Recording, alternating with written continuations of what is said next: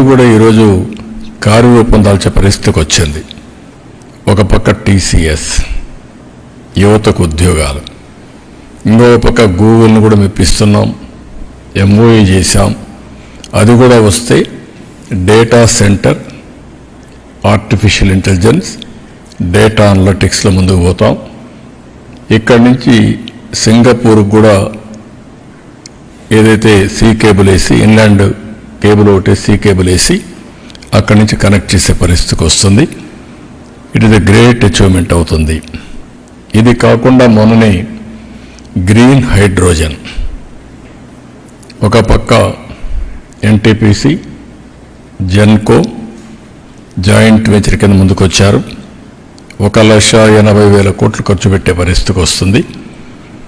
ఇది కాకుండా ఇంకొక పక్కన మీరు చూస్తే ఏదైతే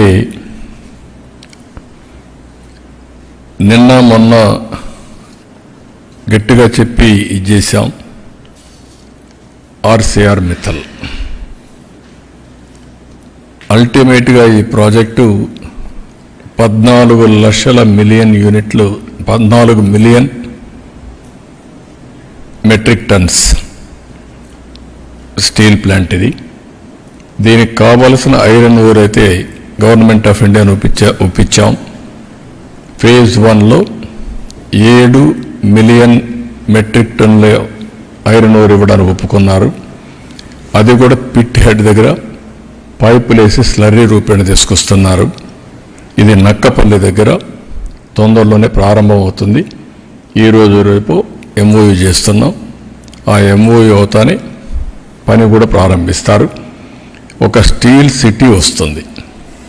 ఒక పక్క గూగుల్ మొత్తంగా డేటా సెంటర్ రావడం, ఇంకొక పక్కన మీరు చూస్తే ఆర్సీఆర్ మిత్తల్ ఈ ప్రాజెక్ట్ వస్తే విశాఖపట్నం, అనకాపల్లి మొత్తం కలిసిపోయే పరిస్థితి వస్తుంది.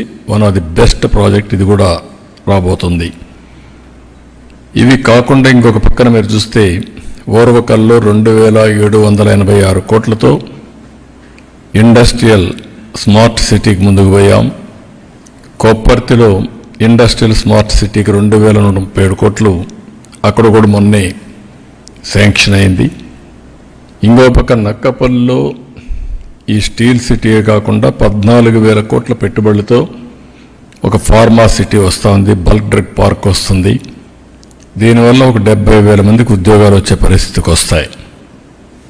ఇలాంటివన్నీ కూడా మీరు ఒకసారి చూసినప్పుడు ఇంకొక పక్కన మీరు చూస్తే ఒక 55,000 కోట్ల రూపాయలతో నేషనల్ హైవేస్ అన్నీ కూడా రాబోయే 2-3 సంవత్సరాల్లో పూర్తి చేస్తున్నాం.